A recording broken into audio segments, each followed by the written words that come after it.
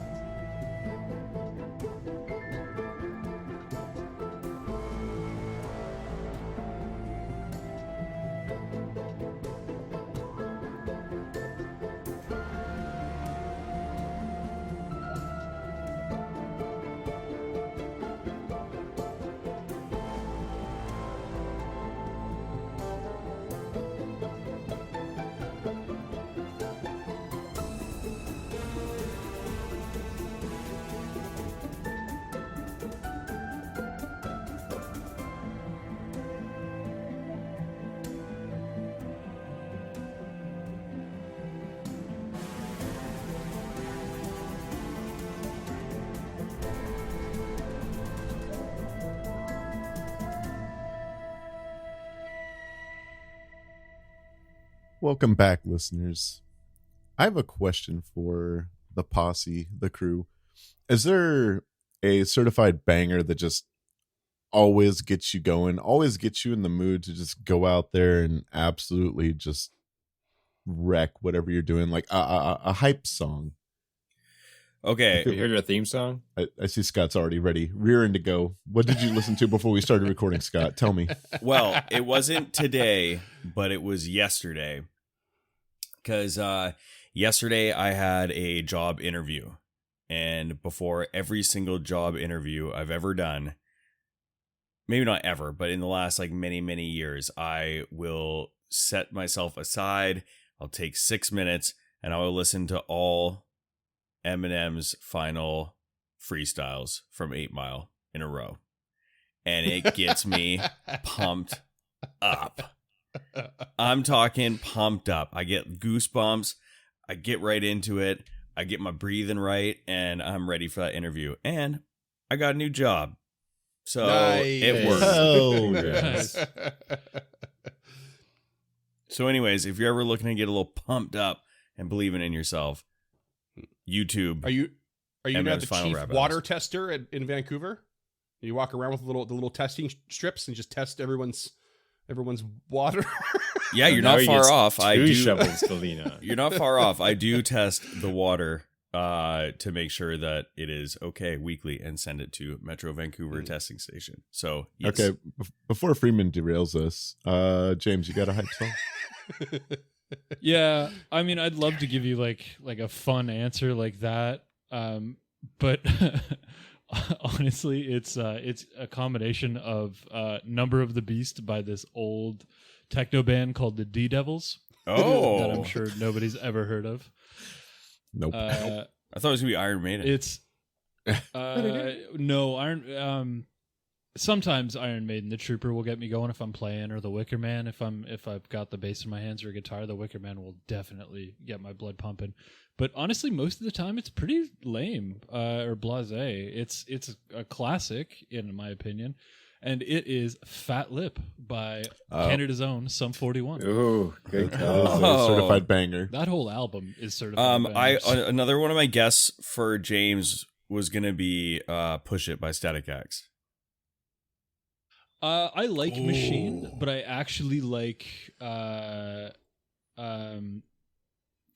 oh no, Push It's from On Wisconsin Death Trip. I like Machine, but I actually like their last studio album more, and I can't remember what it's called. The name's failing me right now, but Push It is really good. Push It is a good one. Push I it kinda- to the limit. Sometimes No, I not that really one. forget about Static X, but when I was young, I was big on them. Damn. Yeah, I saw Static X a couple of times in Toronto before we lost the great Wayne. What about you, Dunk? Oh, so many depending on the mood. I Dunk was is an the ang- resident music guru in the Discord. yeah, I've been Always going post through a up. lot of stuff lately. Going through a lot of stuff, as in going through a bunch of obscure music, trying to find stuff I like. But I do like going back to my angsty teenage days of nu metal, and I'll throw on some System of a Down every now and then. Their first album and possibly a bit of their second album is the only good nu metal. Don't at me. I won't. But besides that, like I've tried to been going the more like fake it till you make it, happy go lucky kind of songs. So Everyone's a Guru Now by Saint Motel is kind of my hey, the world's okay, let's face it with a smile on kind of song. And then if I'm feeling sad, I'll go listen to like some Matthew Good or something. Yeah. Oh, love me some Matthew Good too. Okay, what else do you love, Freeman? So I mean, the more everyone talked, the more I had started adding to my own list. So I thought, I've got one. One of the things that comes to mind is, I mean, I'm sure I know that I'm not alone in this, but when we were younger, it was like always about driving around with your friends in whoever's car, and the music was blasting. You weren't even really talking. You were just going from point A to point B, listening to whatever pumped you up. And the go-to one for me and my friend Josh was always Rammstein. Big Rammstein fans, including, especially for me, was Mein Herz brennt. And There we go. yeah. And Links 234. Links so Okay. 3-4 and Du riechst so gut. Those were big ones. I loved those songs. With my buddy Just Mitch. a big Mutter fan, eh? Yeah.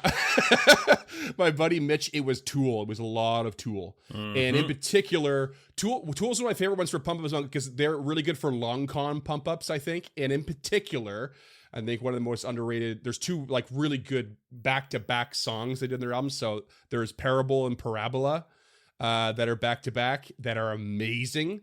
And then on the 10,000 Days album, there was also Wings for Marie and the 10,000 Days song also back-to-back. And they're long cons, but damn, are they good as like a one big long piece. So they are good. Yeah, Yeah. real good.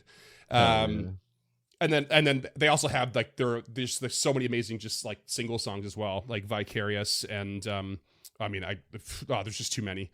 But on the positive side of things, I'm glad Dunk said that because something came to mind right away, and it's actually a Gautier song. Famous for Somebody I Used to Know. But he's got an album called Making Mirrors that's actually pretty good, pretty much start to finish. And there's a song that's simply called I Feel Better, and it's like it's a real good happy pump up song. It's really, really cool. I highly recommend it. But yeah, those are my speaking big of I ones. Feel Better, there's a song Yeah. called I Feel Better by Hot Chip that's really good. Ooh, Hot there you Chip's go. great. Hot Chip's great. I'd also Yeah. like to give an honorable mention to Girls Just Want to Have Fun by Cyndi Lauper. Oh yes. And you know Ours what? was The Betty band, Davis. and, eyes. the band Starfucker does a really good cover of that. And I'd love to shout out the Flash Gordon theme song by Queen. That synth, the way that starts, just gets me going. I mean, Queen's got lots of good pump up songs too. Yeah, now I got so Yeah. many going No through doubt. my head. Like you mentioned Queen, and I've got Everybody's Lonely by Jukebox the Ghost. That's a great song. Delta by C2C, the French turntablism band. That's super fucking good. That's a really good pump up song. I would be remiss to not mention, because I went to Nas and Wu-Tang last night. Nas, Got Yourself a Gun, or New York State of Mind. Wu-Tang, Gravel Pit, or Cream. Oh, what about Paranoid Android by Radiohead? Oh, that's a good See, Radiohead, I thought would be a really depressing show to go see, and it ended up being like one of the best concerts I've ever been Yeah. to. So I turned around on my opinion of them. Cool. I love me some Radiohead. I don't love all Radiohead, but I have a mad appreciation for them. So, What about you, Cam? not to... Oh yeah, Cam's got to go. Go ahead, Scott. Go ahead, Scott. Cut me off. Cut in line. Let's get us back into this segue. Yeah, Scott, I'm I fucking definitely dying was about out to do the here, same man. thing. I'm Definitely fucking not. dying, okay? It's okay. They ignored me in the last intro. I'm sorry, but I Cam, get you it. go first. But Okay, I was gonna say something about James not talking in the last one, but I was like, I'm new here. Maybe this is just a thing. No, for It never me, got tossed to me. I was ready. It just never got tossed my way. I'm you not want to gonna you want to correct handle it you now? guys. You want to run it back right now, just so for the listeners. what did we talk for the about record, last I week? agree with Scott.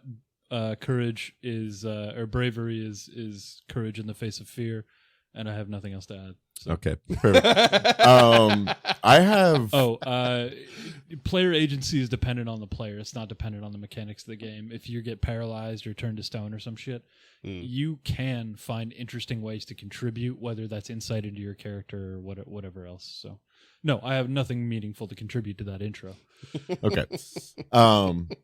For me, it really depends on what kind of hype I'm trying to go through. If I'm in like a weird, rare moment of self-doubt, it's actually I Can't Handle This by Bo Burnham, which just absolutely yep. crushes me every single time. And I'm like, normally I would not put a joke song anywhere in there, but like with the like you can see him like having a panic attack on stage while he's doing it. It's like, oh, that's relatable as somebody that has done content and played shows and everything else. But on the like just getting ready to go murder the day, it's either Bleed by Meshuggah or Counting Worms by Knocked Loose, and they both just absolutely every single time just I remember when I worked in food service, I would get there to open we like had a little hole in the wall on the back of a bar, and I get there at 7:30 in the morning, and one of the bartenders would be there like doing setup and like ha ha ha just talking to themselves or whatever, and they'd be like, "What's up, Cam?" And my Bluetooth speaker would connect in the bar, and I would just press play on Meshuggah and crack a monster and just go like, nope, not handling any of this. I'm just gonna go be mad inside the kitchen right now. And got me through it. Amazing. Speaking of being mad, this creature's 25 feet in the air and I can't hit it with my stump. Speaking of Scott getting a new job and testing the waters, he really tested the waters with this creature and is now probably going to die. And rather For the unceremoniously, listeners, I might add. not Scott. Tulok. No. Tulok is probably going to die. No, Scott's going to Scott's Yeah, Scott's gonna looking make it pretty through rough the over there. He I- was at a If Wu-Tang. Tulok dies, Freeman will be the one who dies. Oh shit. Okay, well, here we are. This is good. This is we had a whole combat episode last week. Feels like And, yesterday. I've been sitting on fucking pins and needles for a goddamn week. And things look real shady. And the Sargogon has just about killed Tulok, and it is going to be Glastrumdor's turn at the very end of round 10. Oh wait, Sargogon's gonna take void damage. And persistent fire? Completely forgot. Now the fire is gone. I completely forgot about all of the horrible effects that are on the Sarglacon right now. Reminder, listeners, off guard, persistent void, drained 1, frightened 1, and stupefied 1. I'm going to take 19 void damage. Brutal. And I fail my recovery check with a 10. Fuck yeah, you did. Glash. The stupefy will fall off. And Stupefy falls off. Oh, okay. yeah, it's 1 round for. Oh, okay, 1 round. And the frightened might fall off. It does not. It's part of impending doom. Oh, it does not. Thank you. Thank you. Oh, yeah, due to crisis of fate, that is for 1 round. We're doing all right and keeping track what the hell happened last time. Yep. Okay, Glash, All what right, do you got? Glash is going to waddle / doggy paddle his way forward 5 feet and is within 30 feet, and so he will cast Acid Splash. Acid Splash. That is a 32 to hit. Ooh, that hits, yeah. All right. For Flash with a splash. that doesn't feel right. 5th level should be 2d6, not 1d6. So it's Okay. going to be 10 points of damage, 1 splash damage, and that is it. Okay. 1. Persistent. Not only on a critical. And is Tulok going to take splash damage? I can target. How far can I target? I might be able to put it And far enough away. realistically, Lump is 5 feet away. Just Oh, they're no. 25 feet. No, in they're the air. both flying. Tulok and the Sargon. right, but the acid is going 20 to feet fall. It's not just Nah. gonna. up. Yeah. Okay. It's Rules is magically written. dissipates. Not going to go that way, yeah. Nah, you take that. You take that gravity out of here. I guess Tulok does take the 1 point of damage. Glass didn't figure that in. Why would you do Dying this for to me? Tulok? I don't like taking things back. Glash is just excited to contribute. And Probably yeah. not realizing that Tulok is unconscious and dying. Tulok takes splash damage. Yeah, Like like- dying 3 in the air. Glash is definitely like underwater and just like hopping up to barely like cast a see, spell. yeah. Yeah. I don't I'm like actually getting this. nervous. I'm actually getting nervous now. You two fucking. You two in Tulok's- back there. Tulok's got Die Hard. You go to dying 5. What are you crying about? Okay, hold on. Whew. Izori, you're up. It is round 11. Zori is just gonna fire off 3 rounds of first level magic missile.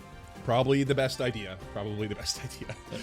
3, 2, and 5 points of force damage, and you will take 14 points of void damage for the final bit of impending doom.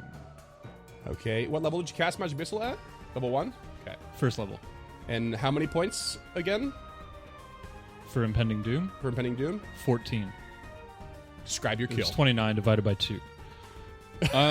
Yeah, so it looks exactly Oh, like that. shit. She just points the rapier and just bam, bam, bam, and then as she hits it, you see the thing like swagger, like in a video game, and then it just falls, hits its head off the in the water, and rolls over dead. I did Covered not think it was that void close to damage. Its brain just kicks off, and it has like basically a what's the word I'm looking for? I was gonna say conniption fit, but that's just like a temper tantrum, isn't it? What's Like a seizure. A seizure. Thank you. Yeah, just like something goes off in its brain, and it just collapses, or just dies in the middle of the air and just falls into the water with a big old splash.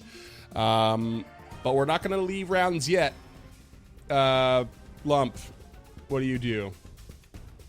Lump is going to look at Tulok, who had the bravery to come this close to engage with the monster with them, and reach out a hand, bloody at the stump from their dropped weapon, and cast a 2-action heal. So that Scott doesn't come to Texas and kill That's me right. for 50 points of damage. I mean, Krucka's Healing, looking sorry, pretty far healing. down. I think Krucka deserves it too. So Yeah, it'll be fine. Or die, whatever. And All right, then last 50 action, points to we'll Tulok. raise a shield to see if anything else comes back. okay, so 50 points to Tulok, which wakes him up. He's still flying in the air, like, and Can you imagine coming back to consciousness 25 feet in the fucking air? Oh, yeah, like man. you know those dreams where you feel like you hit the ground and you wake up with a jolt? It's probably like the worst of that. Yeah, I like to think that Lump's magic is pretty forceful, and so there probably is just a little bit of kinetic energy in there. Yeah, it's not very like gracious with the casting. I imagine like it doesn't have No. a delicate touch. Yeah, Nope, does not. It is just be better. yeah, like the closest thing to risky surgery you can get with casting. Yeah, as casting heal. Yeah. All right, Krucka, it's your turn. Krucka, he would start to cheer at the monster going down and then choke on his own vomit as he retches. Just get rid of this. He's sickened. I forgot about that. I'm not. 29 done the fortitude save. Oh yeah, and what caused this again? It was the drown effect. That is a success. You've shaken off the second That is condition. a critical success. How dare you shake it off critically? Okay, and this is just when your rage falls off too, just in time. If that's all you're gonna do, Tulok, Wait, can't he treat poison? possibly. But Tulok's still 25 feet in the air. Yeah, well, I No, guess. I mean on Krucka, because Krucka got the Sarlagon. Oh no, No, he Krucka succeeded critically out of that. But I mean, I guess if we're still in Oh. combat, something's going on. He'd like to now unsickened, like do a perception check or something to see if he can find out what's going on in the room. Sure. I'll roll you one real quick. You take a moment to retch, and manage to cough up the rest of the murky water that's in your lungs. Take a look around. You can see the water is starting to suddenly recede, much slower than it rose, and you're getting a good idea, kind of a good lay of the land. Now, you don't see any more danger. You see Tulok like spring to life in the air, and perhaps you might get ready to like catch him in case he's gonna fall, because he almost looks like he's prone, like but floating there. It just like starts awake. Okay, so he would like if he can like start to move over that way. Yeah. Yeah, you just see it like trudging through. It's like waist deep, and then by the time you get there, it's like knee deep, or close to anyway. Tulok, it is your turn. I believe the Sarglagon went before you or after you originally. It's dead, so it changed his initiative order. Yeah, it was. I had delayed until after it. Okay, so in that case, give me a fortitude save right away. 27. Also, you had gone down, so your initiative would have been right after it. Yeah. 27. You recover from the venom. Hey. It's a meat to beat. Nice. And we will end combat here. And I thought you were going to say the episode. And it's It's a a- short one it's a this week, quickie. guys. Sorry about that. Yeah, I mean it's pretty easy. We know what we're gonna do for the next 30 minutes. We're gonna go back, we're gonna rest, we're gonna level up, we're all gonna max out our hero points, and then we're gonna go back down and fight your review. and there we go. I'll tell you what, Uncharted everyone. North Mad Libs, just fill in your own blanks. Oh no, that's a merch idea. That is a great merch idea. Uncharted North publishes its first book, Mad Libs. Oh, it's just so many Krucka sayings of fill in blank, and it makes even more sense when you put random words in there. There's no use crying over spilled blood becomes there's no use blank. There's no ruse smelling over spilled. But yeah, Blank Lump is barn. going to. Oh my god! Imagine it's just a book of like the first half of the shit that Krucka says. And then the left half is fill in the blank. Oh my god. Oh god. It's a good title too. Shit that Krucka says. And just to really harbor on here, what if there was a calendar? You know those ones where you rip off one thing a day and it has like a word Like or an advent whatever? calendar? Yeah, Yeah. just Krucka's one-liners. And he's in a bikini the whole time? Wow. Not the whole time. Only if you flip through. You gotta flip through. You gotta It do that slowly in the drops the flip bikini. book, No, sorry. That got Will I Mute take that, it cut that. off? I'll never tell. Fuck. I don't mean to keep interrupting you, Cam, but No. these aren't bad ideas. They're not good ideas, but they're not bad ideas. No, Yes, I am very happy so to good. just witness this. Oh fuck, I'm crying a little. They're not that bad. No, they're They're really great. They're fucking great. good. I want to Like, do them. I want someone's got to do the legwork here. Listeners, Oh, we need fuck. volunteers. I mean, I think it has to be Duncan, doesn't it? Yeah. Duncan, we need 365 Kruckisms. Stat. Just off the top of your head. We'll wait. Go ahead. Quick. Start through it. So, Lump composing themselves after having an internal laughing fit at Tulok almost dying.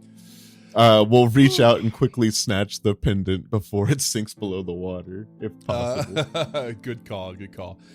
I tried to say it earlier, but everyone can have a hero point. That was it was very good action and coordination. That was awesome. And as this is all happening, Tulok comes back to consciousness and just kind of his fly spell is still in action, so he floats slowly to the ground and is just laying on the ground prone, kind of breathing heavy. I like to picture you like flying, but like prone above the water, just like a little bit Christ-like, just like it's like still a little pouty about it, but That's pretty spot on. There must be something. I mean, I feel like you're getting to it, but what's going through Tulok's head is what I'm really curious about, because most of that fight he was in a reasonably safe position, but then that final third combatant that came in and you challenged it and it met you because it could fly too. Like, you might not have seen that coming, and this is the closest to death Tulok's come in a very long time. Mm-hmm. Yeah, well, I think that Tulok is just... Not that he ever was feeling like bulletproof or anything like that, but it definitely was humbling. Because he's watched a lot of people die. He has narrowly managed to avoid dying himself, but that kind of is just a reminder at how delicate life is, and that, you know, within 6 seconds could have been snuffed out almost completely. Mm-hmm. So Lump will grab the piece of the medallion, Shove Tulok into the water. He's just I laying was there getting dead, there, so just Scott. put him in there. Will peel open their arm and drop in the fourth piece of the medallion, and then wade through the water over to Tulok. You were very brave for facing it and challenging it in combat. I see you have a defiant streak in you. I may not made a good choice. There's just something down here that is slowly making me hate. It's bringing out these powers in me that are dark and sometimes hard to control my anger. It just seems to be getting worse, Lump. It's not something to be proud of. Lump smiles with both of their mouths, their eye creasing with it. Tulok, if I may be so bold, I don't think that you're becoming darker. I think that you're realizing a purpose. And if there's anything the last breath teaches us, it's you do it until you can't, until your last breath. And I see bits and pieces of my pantheon within you, and that's not something to be ashamed of. It's not something to feel guilty about. True. I guess I'm not ready for my last breath to be today, if you know what I mean. I do. I don't want today to be any of our last breaths. I want us to continue on and see this done. And so I will always do my best to ensure that today is not your last breath. Thank you, Lump. And Tulok is kind of rising from prone on the ground as this conversation is going, and he reaches his hand up to them, you know, for help up. And Lump will hesitate for a moment, you know, looking down at the warped flesh that is their appendage and then hand it over. And so Tulok pulls himself up and says, I was unconscious, but I can feel your magic and I can feel your healing, and I appreciate you helping me. And Tulok says, well, thank you. Either way, I truly appreciate it, and I will do my best to keep you safe here as well. And the same goes for all of you. And he turns to his companions. I have lived while my friends have fallen. And this is just an awakening, a remembrance that any day could be our last, but we put our lives on the line for the citizens of Otari. And I thank you all again for being here with me and joining in this cause. And nods at each of them. And Lump will throw both their hands up like, yeah! That was a serious moment, Freeman. Fuck you. No, I just love that you're like, Just kidding. you're alone in it. You're alone in it. I You're know, like, absolutely. "Yeah!" It's just so funny. Izori is totally ruining the moment. Kreka sorry, kind of I- smiles at keeping us safe as he is nearly dead and kind of wants to just turn to his wounds and heal himself. Kreka, if you'd like to gather around, I can treat those for you. Also, I just wanted to point out, Azori, that was amazing. You really helped us out in that fight a lot, and that cannot be understated enough. Thank you for your aid. As you turn to her, she's made her way over to you and has taken off her boots and is sitting on the edge of the water with her feet in the water, just savoring the moment. It's been so long for her. And she just smiles up at you. Azori, you weren't here before, but in this area, there was trapdoors from above that could set creatures down into this murky pit. I wonder if at the depths there could be treasure. We also know that below here it leads into the room of lava. Perhaps you could scout it out and take a look for us at the bottom. That is why we came. I will take a look down below, but we should be ready to rest. I may be physically intact, but my power is rather depleted for the day. Of course, I must rest myself. She will take off her hat, place it very gently on top of her boots, take off her sword belts, and again diligently place it, draw the wand of magic missile, let down her hair, and dive into the water with her compass so the light shines out around her. So she's got compass in one hand, wand of magic missile in the other, and she's going to go investigate. All right. While she's doing that, Kreka's just going to treat wounds on himself. Oh, I got the jump on that. Well, he For waved you 33. off. Okay, fair enough. So he's got it for... Well, I didn't roll it yet, but... Tulok, you'll heal for 33. I'm full, baby. And you lose the wounded condition. Nice.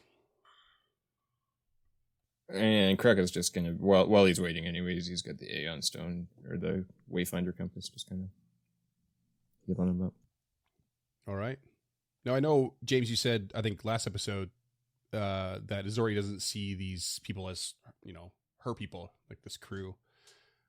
But do you think she sees a little bit of, like, a crew in, like, what just happened? Sort of the recovery and the talking and the thanking? Like, do you feel like it's reminiscent at all of, like, her own crew? Probably at a weird position because she's used to the whole crew just doing what she says. But these ones are treating you like an equal and thanking you for the job well done. It must be a very different dynamic. But must be a sense of camaraderie there that you notice.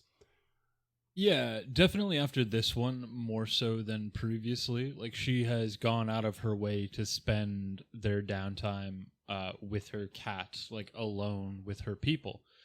This combat, I think, is going to bring them all closer together. She now finally sees what each one of them brings to the ship, and she is starting to see a crew. You know, she may not be captain of it, and she definitely doesn't like that. But she also understands that this isn't her domain, and it's best to do this together instead of having one leader. Or I think that may be a revelation she has eventually. Right. Currently, she's just happy they're all alive, because if they're all alive, that makes it easier to get to her goal, and that is to put Velcora back in the fucking ground. Clear eyes, full hearts, can't lose, baby. Exactly. All right. Well, Azori dives into the water and takes a look around, and the first thing that definitely stands out is you can see that the pool of water here that the hydro is in, kind of at its deepest points, and it's kind of averages out. Most of it's a kind of like a one, mostly one depth. And it's about 15 feet deep, and you would guesstimate that around the center of the room is where the pool of magma below would be. As you kind of search around, you can see that there are definitely bones of various creatures around. In particular, you might spot some leftover bones from the creatures most recently dropped in here, but they would have been devoured pretty heartily. So not really anything intact so much that's recognizable. And as you kind of swim around, you kind of hit the edge of the water, and you realize, that it continues on in a more shallow portion. It goes down and down and down and deep south, where when the crew originally had gone through the cave system above and looked down, they could see that to the south, the water was quite murky and fetid. And if you head down that way, you see more. The farther south you go, you see more and more corpses of what are presumed to be long dead gladiators for the arena. Lots of pieces of equipment, but nothing of any real use that you can notice, until you get very far south, where you notice what looks like an abandoned nest for a hydra. Wait. Before she goes down there, she's going to swim back to Tulok and take one of the wand, or have him use the wand of status on her. Oh, okay. Good call. Tulok also will hand the bottled air to her if she requires something like that. She can hold her breath for 8 rounds, so I think she's okay. Never mind. But you But can't. I did think about that. There is some land for you to follow her swimming most of the way. Even That was the so other you guys thing, can kinda yeah. back her up, yeah. But there is a point of no return where it's just water for sure. But that's the farthest part south, and that's where you find this abandoned hydra nest. You might suspect it was abandoned because of the Sarglagon, and that is where you find a rather unique-looking piece of armor, in that it seems to be intact and in reasonably good condition, quite good condition, if not super shiny. Probably needs a little bit of cleaning up, but it's got these sort of lion motifs on it, and you recognize it as a +1 resilient scale mail.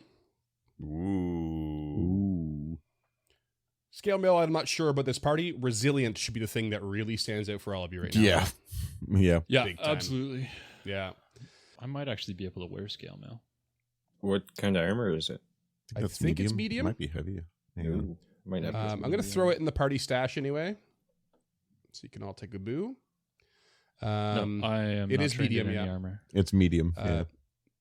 So she'll bring that back on land. Krucka has to decide if he thinks wolves or lions are cooler. Ooh. So +1 to saving throws for listeners who are unaware. For the Resilient, I believe that's it, yeah. I mean, you can always move the rune to your wolf jaw. That's it. You can transfer, right? Actually, let's see what the wolf jaw armor acts as a +1 hide armor. Oh yeah, you could. You have room for it. Sweet. Easy. What's that cost? I think it's like 10%. 10% 10% of the of cost of the the- rune and a day. Yeah. Okay. Well, next time we're back in town. Put it on the to-do list and try not to forget.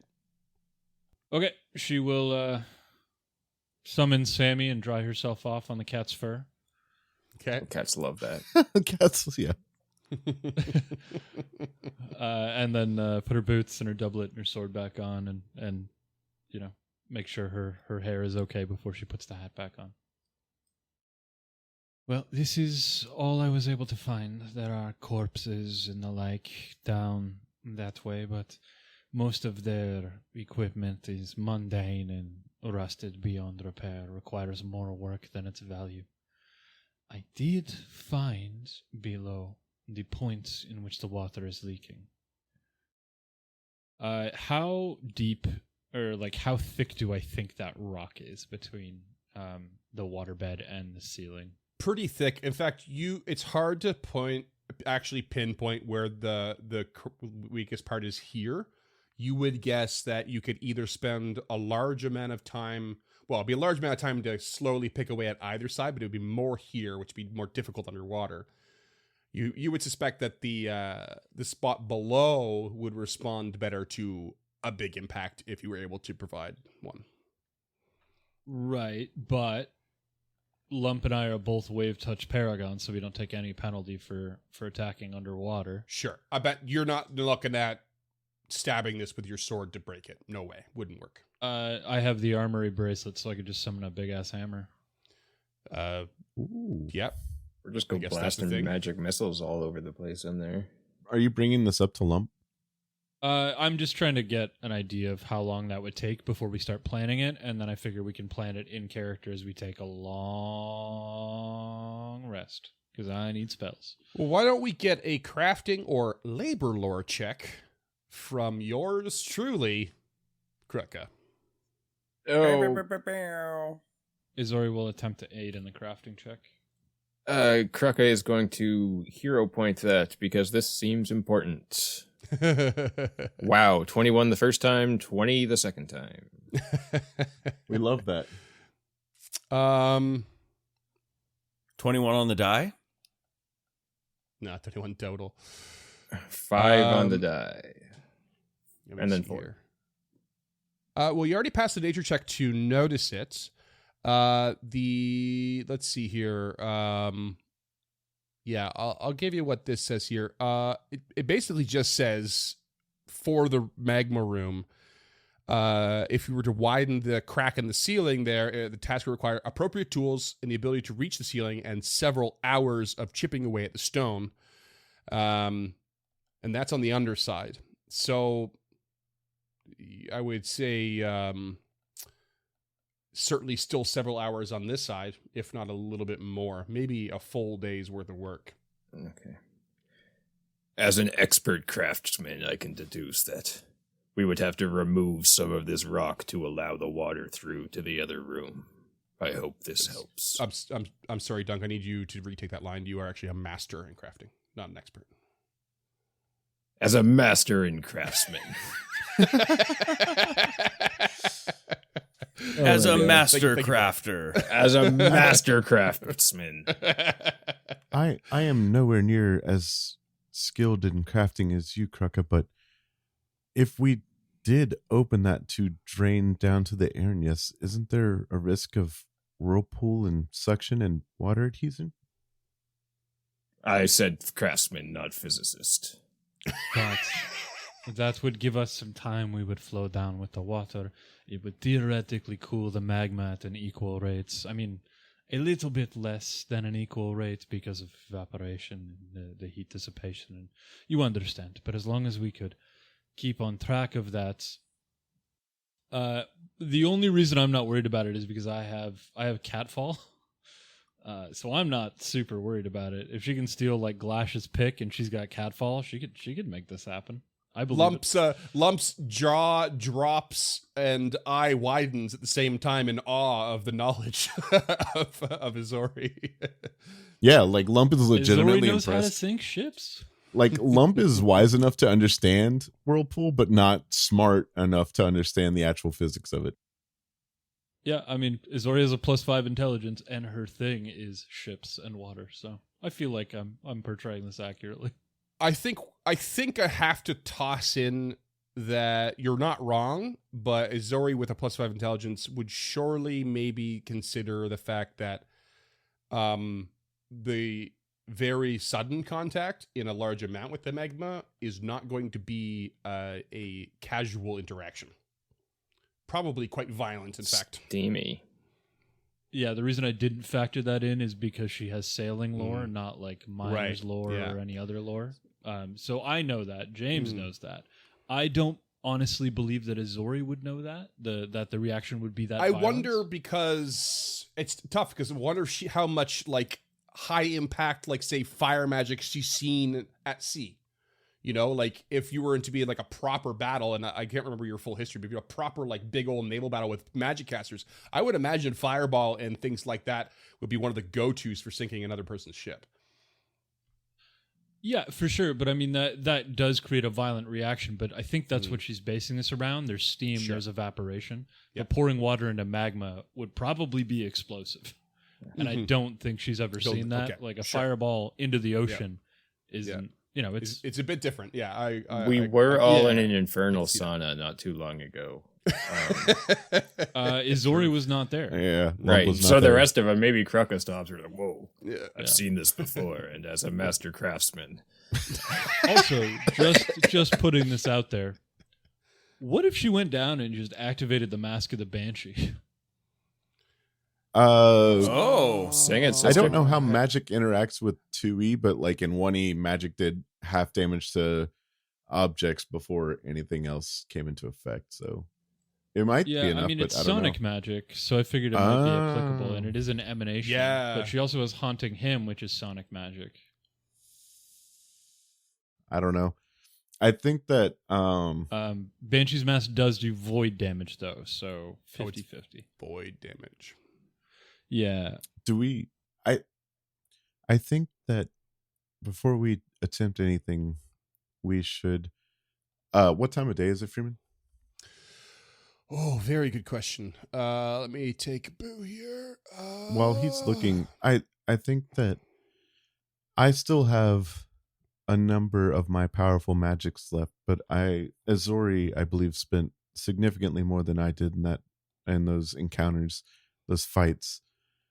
And Lump will glance back and forth between Tulok and Azori. Do you require more rest before we continue forward? Yes, very much so. Unless we think we can get by with a single casting of Days Wait and Blur.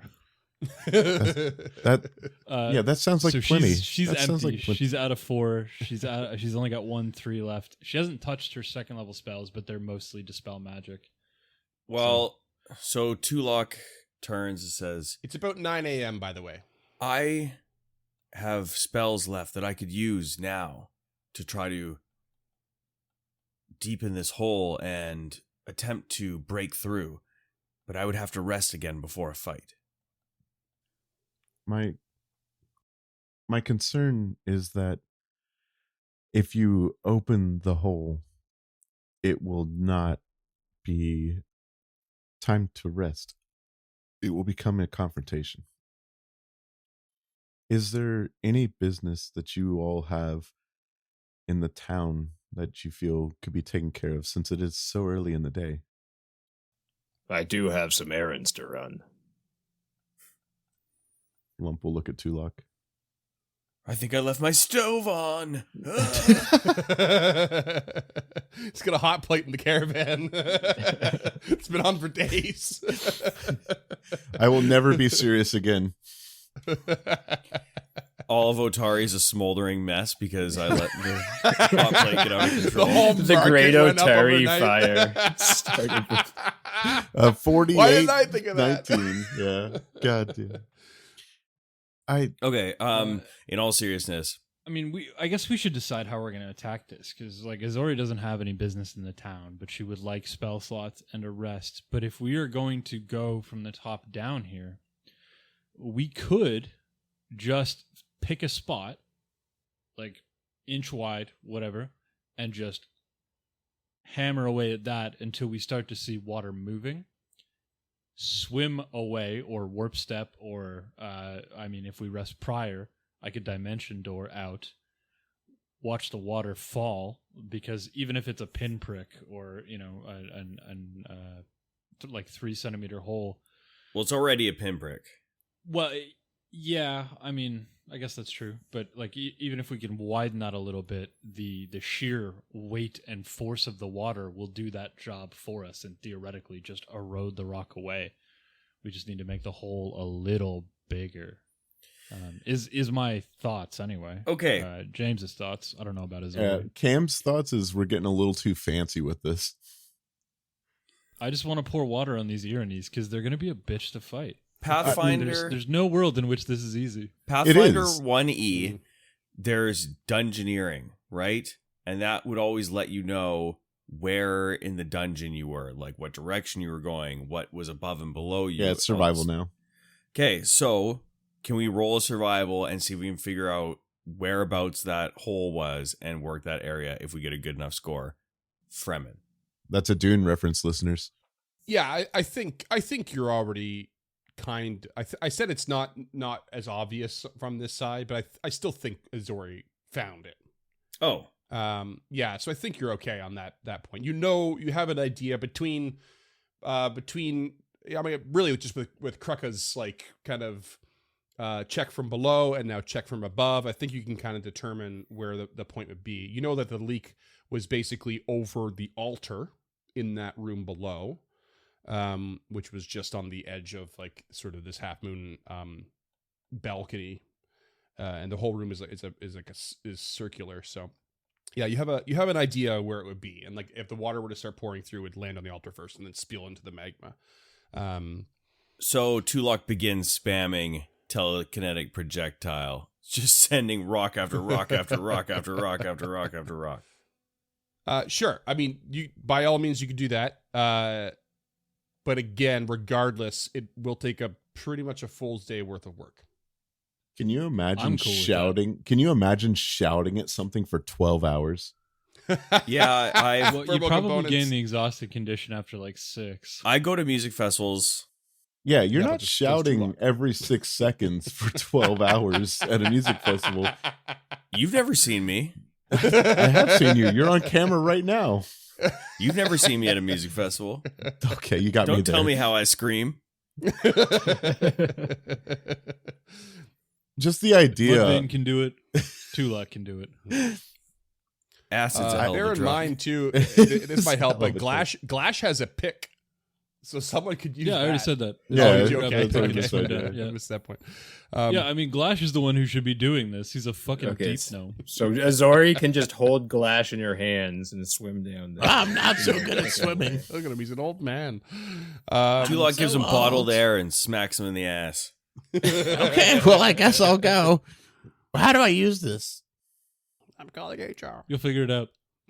Okay. I didn't really sign up for this. Yeah, you did. Yeah. All right, I so mean- where are we at? I don't know. where We're getting at anymore. We're derailed. so here. yeah, that's what my Yeah. point. Like, Yeah. let's just go. Like, okay, so Kruka just got a new magic item. Wants to get that done. Let's go back to town. Get that taken care of today. We can rest, and then we can think about this tomorrow. But in my mind, spending 12 hours plus casting telekinetic projectile at a place in underwater just does not make It's sense. not Like, good. No, I know, and I was more kidding, but yeah, this whole thing I didn't think was going to be a 12-hour fucking ordeal or more. Can we just go buy some explosives? Yeah, that wouldn't be a bad idea if we can find like a stick of dynamite or something. Yeah, I know we've lost our alchemist, but Sorry, James banned gunslingers and gunpowder from this game, so no dice. okay. So first of all, gunpowder is not the only accelerant that exists in the world. Second of all, if I have that power, it's for the network, not for this game. I concur. Okay, let's Also, there's no dynamite in 2E. let's head back to town then. Lump, are you comfortable joining us? I know you haven't left here in a long time. yeah, Lump hesitates and No, I think it's best if I just stay here and make sure nothing gets out. Are you sure? I will stay with them, Tulok. Keep them company. Otari has nothing left for me but sadness. Meta talk. Do we have anything else that we need to do in town? On the meta level, if we have some stuff we can sell, Lump might try to get a better shield, a better sturdy shield. We have a better sturdy shield. We do. That hasn't been provided to Lump, and Lump. If you are going though, if there's any way that you could possibly procure me a better shield, this one feels like it's starting to lag behind in terms of the sheer damage that our enemies can do to it. Yes, we do have another shield in town. The return policy was not so good. Fuck. I was going to keep a straight face, but I couldn't. Oh, There's no way I was going to. No. That's why it's the episode title. No comment. The return policy wasn't so good. Oh fuck. Oh, damn. We will retrieve this for you to help the party. Okay. Thank you. Wait, sorry. Double checking here. I don't see where that shield is. No, I don't see it either. And wasn't it the same that Lump has? I have a lesser. I figured that It was Gilda moderate. was yeah. Moderate? You sure it was moderate? That's a level 10 item. It costs 1,000 gold. I don't think you bought a moderate shield. I'm pretty sure you upgraded from minor to lesser. Oh yeah, that's correct. That's what happened. Yeah. Okay. Never mind. So But it roll looks back like that. it looks like our total wealth is significantly high enough that I could potentially get a moderate. Yeah, if you want to pool your resources, could do. But it will be the 2 days there. 2 It'll days have back, to be sent out for expediting. yeah. That's okay. Mhm. I'm down with whatever. If that sounds like it's going to help us. Cold Iron Shield standard grade. That's worth a lot. A lot. Oh, and I've got that tattoo blueprint, the 100 victories tattoo. Mm-hmm. Right. Yeah. Well, depending on how long you want to spend in town, you might be able to get Kruk to transfer that rune without having him to come back down not wearing armor or wearing different armor in the meantime. You could just kind of take a extra long time if you want. And then maybe he can get the tattoo done as well, perhaps. And then maybe even chip off a day of the order for the sturdy shield. And Yeah, if then we can some. take the Do you have day. anything else to do? Like, If there's any way, and Lump will grimace as they pull the Morningstar part of their arm off. Could you potentially get this plated in silver? Seeing as how we're fighting devils, it seems more appropriate than ever. Court Lump, we know you love bling. I do. I like the way it shines. Like a What- disco so- ball. that's Lump's What middle is name. Tulok holding right now if he takes Stefan that? Like, Necromancy. is it a fleshy bit or just metal or like... Basically, like, think a fist made of cold iron with bits of bone protruding from it, and then the handle is basically like Lump's forearm. Jesus Christ. I thought that was perfectly normal. Is that not normal? Is that Cam or Lump asking? Oh, I'm sorry. If this is too much to ask, then I understand. I thought that was Cam asking. Absolutely, like Lump would realize, like, no, this is fucking weird as hell. I like to imagine that, like, a look of like weird and outness goes across Tulok's face without him even noticing, but Lump definitely noticed. You know, Tulok takes it nonetheless. I will bring this to the blacksmith and attempt to have them to do this work. I'm sure they'll be able to figure out something. Does anyone have a hat of disguise? Yes. We do. Oh. Lump will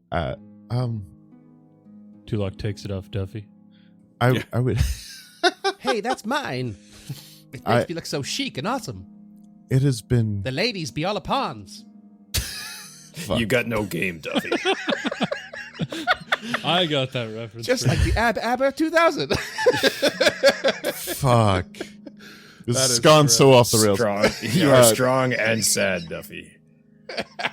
Tulok, if it's okay with you, it has been quite some time since I've seen the town. I think I would be more comfortable if I could borrow the hat so as to not startle the villagers, as it were. I read a story a while back about a creature who terrified the local villagers, who was deeply misunderstood. I think their name was Frankincense. I've never heard of this before. Interesting. I think it was Fredenberg. It's pronounced Physic. But I'm sorry, Lump. I did not realize that I had that still. Of course you may use that, and I think it would be very good for you to get out of here and remove yourself from the situation for some time. So please, take this, and we shall all go together. Well, I would hate to leave Azori, and that becomes a small problem. Izori's coming as well. I'll stay with Glash in the library with Ogrel. So the reason I don't want to take Glash is because he's a deep gnome and it's just going to set his eyes on fire. Also, if I can have the Threshold of Truth, she's just going to sit there feeding pages out of it to Sammy because half of those spells are occult. Oh, fuck yeah. Go ahead. Plus, and then you also... can stick around and do fucking research checks out the wazoo if you want. Well, yeah, I think it takes an hour to feed spells, and there is a lot in here that I would love to get in Sammy's belly. Yeah. And so Tulok is also going to offer up... Eat the spells, Sammy. Let's see. I have You like it. Scroll of Worms Repast. I have Scroll Paralyze, Scroll of Mending, Scroll of Hypercognition, Scroll of Illusory Creature. Yeah, if there's scrolls and they're on the occult list, I can feed them to Sammy. Cats love So that too. technically, this is a spell book, and these aren't scrolls. So what's your rule in there, Freeman? Like, I'm okay destroying the book, but Yeah, I mean, I know Azori would be fine with it. It's supposed to be returned to Morlabent. So Good thing Tulok has bookbinding kind of lure. one of Morlabent's prized possessions. In fact, if I recall correctly. okay. So, yeah. Oh, and- right. This is one of the. It's one of the items, yeah. Yeah, Right, this is our Mavdian's book, yeah, from one of the Rose Guard, and yeah, and also double check that they're on your tradition. They're in your tradition because I checked a bunch of them. They cool. are, yeah. But yeah, your call. Can I make scrolls? Is that a feat? Crafting a scroll. The process to craft a scroll is much like that to craft any other magic item. When you begin the crafting process, choose a spell to put into the scroll. You have to either cast that spell during the crafting process or someone else must do so in your presence. Casting that spell doesn't produce its normal effects. Instead, the magic is trapped inside the scroll. The casting must come from a spellcaster expending a spell slot. You can't craft a scroll from a spell produced from any other magic item. For example, the caster has to provide any cost of the spell.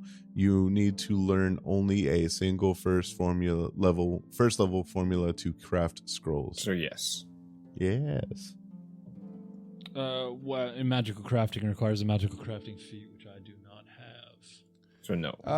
Also sounds like you would, because you have to cast a spell, you would have to be able to figure out how to cast a spell from a book in order to make the scroll. Otherwise, you're just using your own magic to create a scroll, which I don't think you have the ability to do. I could, but it's not worth it. Okay. Okay, so here's a fucking workaround.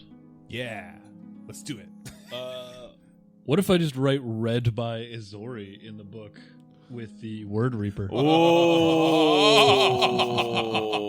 No. Okay, how does that work?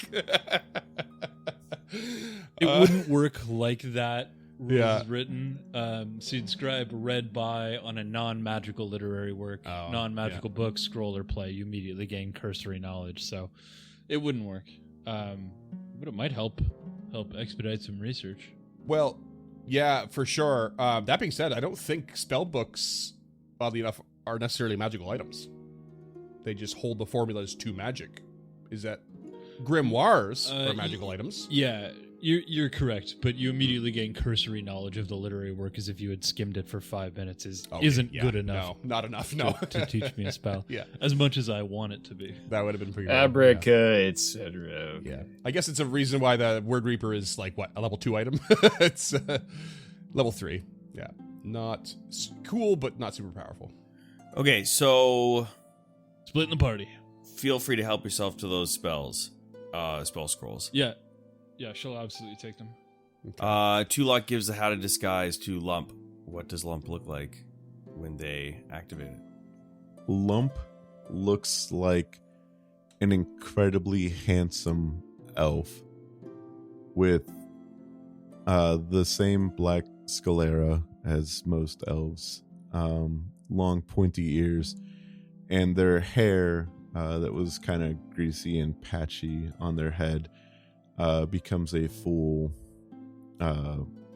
bright shiny blonde, and they get significantly slimmer, but they still have that wiry strength of an elf who has honed themselves in combat, and the armor becomes very similar to if you're trained in society, a very old form of last wall plate armor. Something that And they heraldry lore would have been very, very useful on. Yeah. And they look very much like a knight of last wall in terms of dress and style and the way they're holding themselves now. Tulok looks Lump up and down and says, "Do you believe this is what you looked like before?" And Lump just starts bawling and drops to their knees, and this is what I looked like before.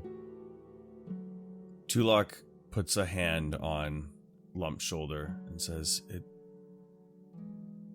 I know it must be hard to hear, but it isn't always about what you look like on the outside. What's inside you is the important thing. And you have been nothing but a beautiful person here, helping us every step of the way. You didn't even know us, and you've given us nothing but help. Don't be sad. That's easy for somebody as ruggedly yet beautifully handsome as you to say. I know I am ruggedly and beautifully handsome, but No, it was ruggedly for Krucka and beautifully for Tulok. And Tulok says, we know what you look like now. But what would you like us to call you? Just Lump for now.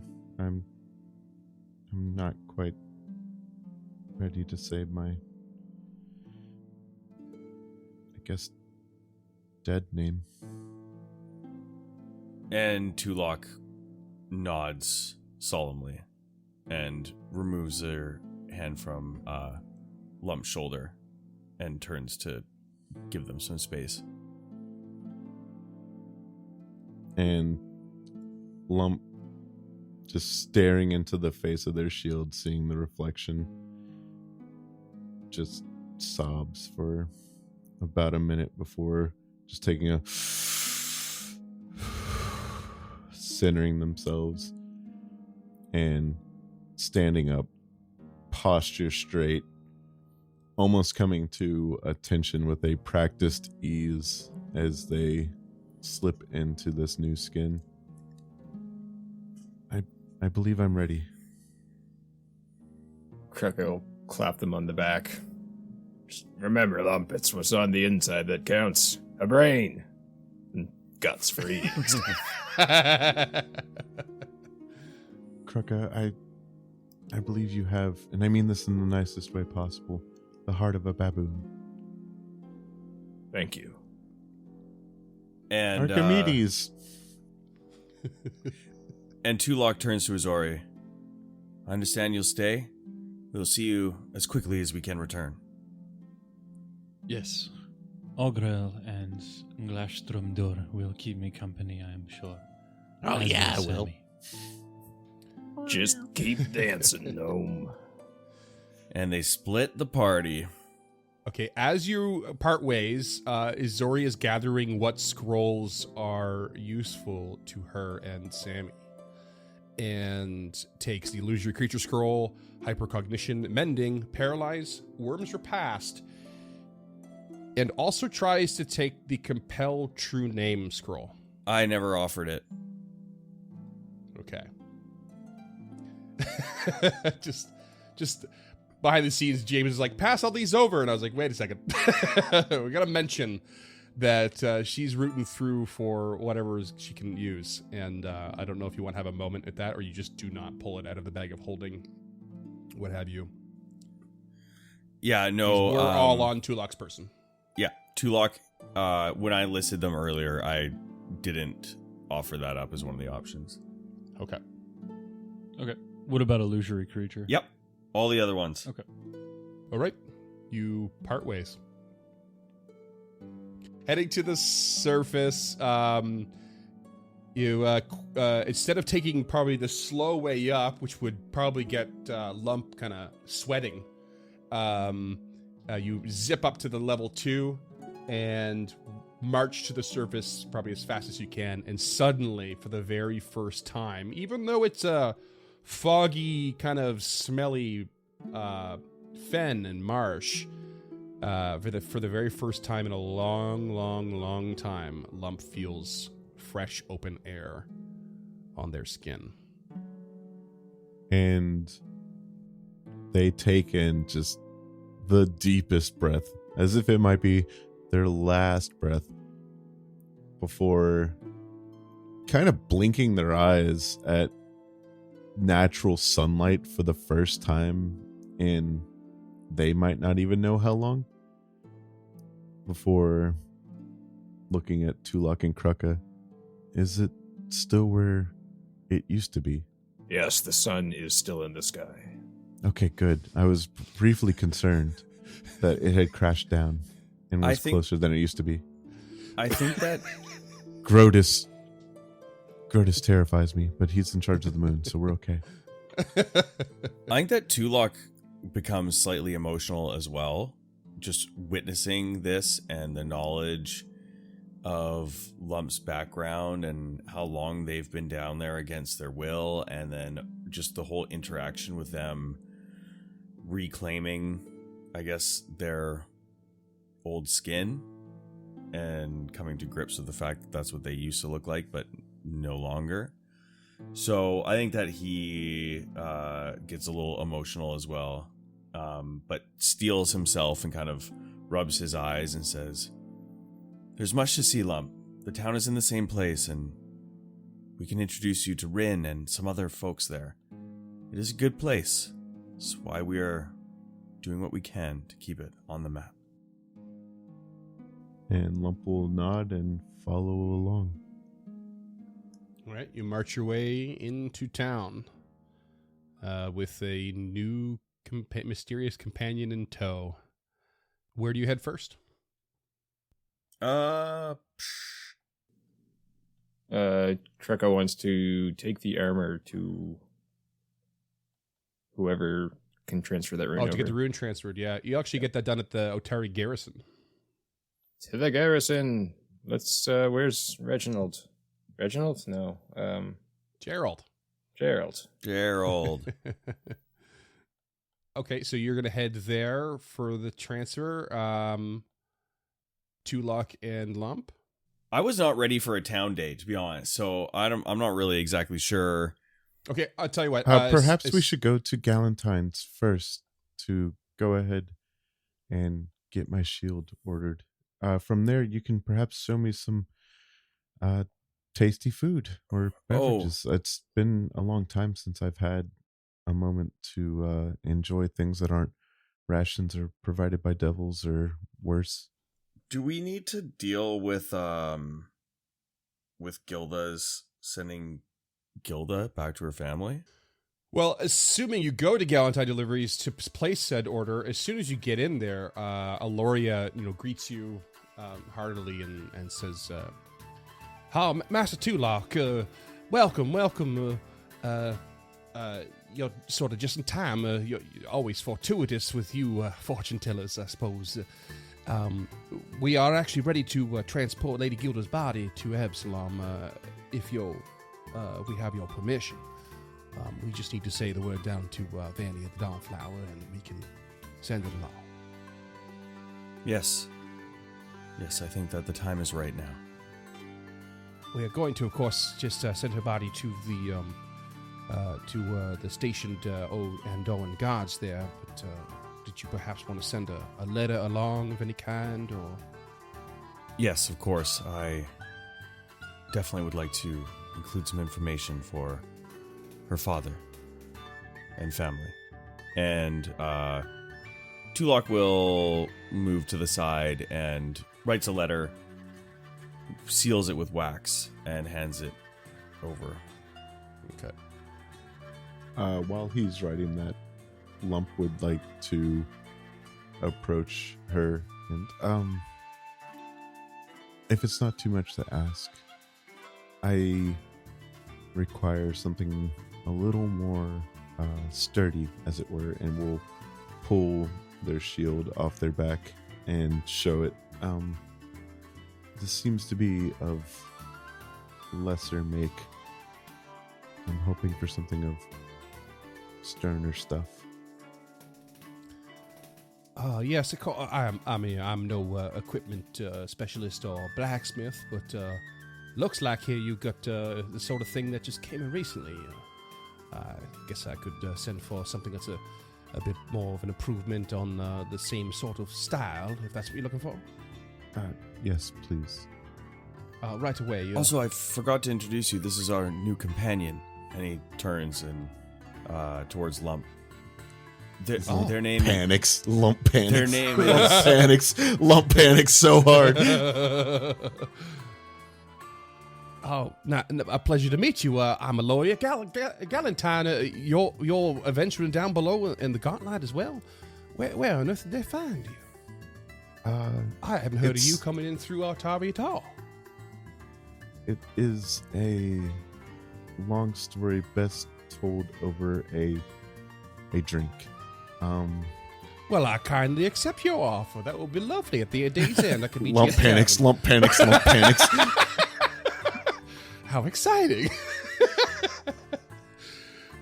You may call me Sal for now. Sal. Well, that's a nice upstanding name, that is. And Lump relaxes visibly, and thank you. It would mean a great deal to me. Where would you like to go? If you're not familiar with town, of course, we could. There's several locations we could go to. Now it's I'm a not. bit I've dour never been over here at the before. Crow's Cast. Oh, you've never been? Okay, well, No, we no. have the Crow's Casks, but it's a bit dour right now because we sadly lost the proprietor, Magilloy, which you may have heard from Tulok here, Master Tulok. Perhaps the best seafood in town Never is, of brought course, it a up. Cook's Nook, but it would be a bit rowdy in there. Not right for telling stories. There is the Rowdy Rockfish, of course, but it's quiet. Very much I quiet think enough. we may have to take a rain check on this. We just have some things to do in town, and perhaps it might not be the right time right now. Soon, though. Certainly. Of course. I apologize. I just got a little excited there. It's okay. I completely understand. Just We're all stay sort of here on and do your edge fucking job. here. Excuse me? I said that. Just kidding. I'm kidding. I did not say that. And as Tulok is talking her out of Narala walks having in dinner, and horse kicks you. as Tulok talks her out of having dinner with them, you see Lump get visibly a little bit disappointed. Okay, in response to that, then Tulok realizes that he kind of just put his foot in his mouth and he says, "Why don't we just meet at the fishery at 7 o'clock? We'll attend to our business and we'll meet you there for dinner." That is a fine idea, Master Tulok. We could play a game of dominoes and tell some stories. Lump brightens visibly. And Go ahead. as Tulok is kind of taking this moment in, so I just want to roll some sort of check, society, I would assume, on the last wall armor, or however it was described. Yeah, that's well. Sure. I think Cam just said if you're expert in society at all or trained in it. If you're an expert, you Last definitely Wall know. is- If you're trained, then you probably need to roll. I don't know. Trained. trained even like it is Last Wall is very famous. Yeah. Okay, well, Um, I didn't roll so well, so I'm just gonna. Oh, son of a bitch. No, you're trained. I think it's fine. Cam, Okay. just tell him about some Last Wall. Last Wall was originally set up by Taldor as a way to look over the holds of Belkson and Gallowspire. They were Which is where all founded the at the orc height of it. hordes were. Yeah, and basically they started at the conclusion of the Shining Crusade, which was the first time that they fought the Whispering Tyrant, who raised orc hordes in, I think, like 3,200 AR. I don't remember exactly. But this armor is a little bit, or significantly newer than this. It looks more closely within probably the past 50 years or so. If I recall correctly, is Last Wall fallen or Vigil of Last Wall is fallen? Vigil has fallen. Last Wall is still there. How tall Yeah, is so- this wall? Is it like the wall in Game of Thrones? It's not. Yeah, It's not a wall, is it? It's not an a actual literal. wall. It's a metaphorical wall to stand against the orc hordes and the undead legions of Tarbafon. Copy that. So Tarbafon was the most recent siege on Absalom. So Last Wall basically used to hold off the orcs and was also, I think, a big part of that siege, or dealt with the undead hordes of Tarbafon, however you say it. And that's where Vigil fell as well, if I recall correctly. Is that one of the models that we saw of Absalom being attacked? Like all those calamitous things we saw of Absalom? No, Did we see those that were one? all pre the most recent one. They were all before that. Good call though, Dunk. Hero point. Hey, That's a throwback. that's a Tarb- long. That's level 2. That's a long time ago. Yeah. Tarbafon had a artifact called the Ardent Dawn or something like that. I can't remember. It's been so long. But basically, it is the equivalent of a magical nuke. And the first place that he hit was Rossler's Coffer. And then he exploded Vigil. And there was a massive amount of casualties there. And then kept going. But that's where Erasni comes in. Yeah, because Tarbafon also was basically, after the original defeat, was imprisoned, right? And Vigil in the Last Wall was supposed to He go was over imprisoned prison. in Gallows. Yeah. Yeah, and then escaped and tried to siege Absalom, failed, and is now re-risen somewhere. He's a lich, and he's re-risen somewhere up north. I forget where it's called, but it's up in like the sort of like Usalov? freelands up north, right? Oh. No, I don't know. think it's Uslav. I think it's I'd have to look at the map again, but We're yeah. getting off topic really hard here. way off topic. Yeah. Needless to say, Last Wall's very famous and significant, and most people would know at least something about it. So I guess basically what I'm wondering is, so Lump was a soldier of Last Wall. Sal. Yeah, you could probably gather that they were a champion of some sorts. Okay. Copy that. Well, after a bit of an odd interaction, you place an order and give Aloria the go-ahead to send Gilda's body to Absalom along with a letter, which I'm going to make you write, Scott, so get ready. I figured so. That's why I was so mysterious about it, because I had nothing in mind. Krucka, you're going to place the order, as it were, to get the rune transferred at the Otari garrison. Yes. And then get a tattoo. And then get a tattoo. Where are you going to try and find a tattoo artist? That's a good question. I'll give you 3 guesses. The first 2 don't count. Okay, Thieves' Place, the Crook's Nook. He was getting a back alley tattoo. Crook's Nook. It's so perfect. You place your order, wander on down to the Crook's Nook. I assume perhaps Lump and or Tulak might head for Blades for Glades to get the silvered weapon done as well. Mm-hmm. But we will call it for today with Krucka walking into the Crook's Nook with a big old waft of seafood chowder, smacking him in the face. I need this tattoo. I think it means serenity. Chow down. Oh, God damn. All right, we'll see you next time.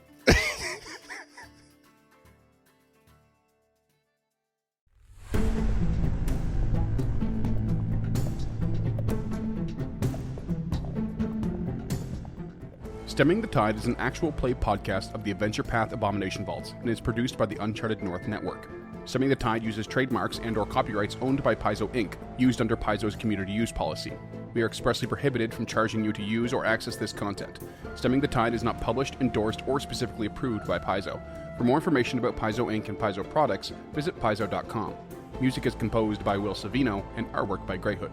Stemming the Tide is recorded remotely using Foundry Virtual Tabletop. If you wish to connect with us or support this project and projects to come, we can be found at unchartednorth.ca, patreon.com/unchartednorth, and on all major social media platforms. Links to all credits can be found in the episode description and our website. Thanks for tuning in.